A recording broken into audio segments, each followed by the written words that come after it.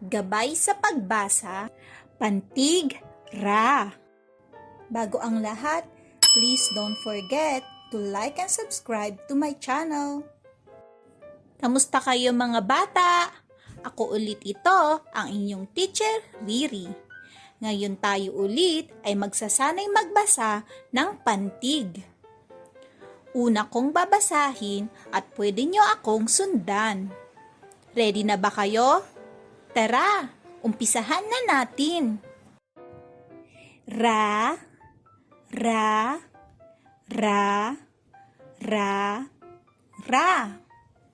Ara, era, ira, ora, ura, bara, kara, gara, lara, mara, nara, para, raha, baraha, palara,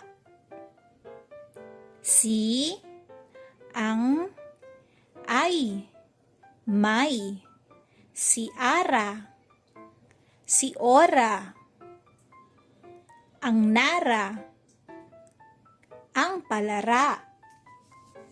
Ngayon naman, babasahin natin ang mga pangungusap na may pantig.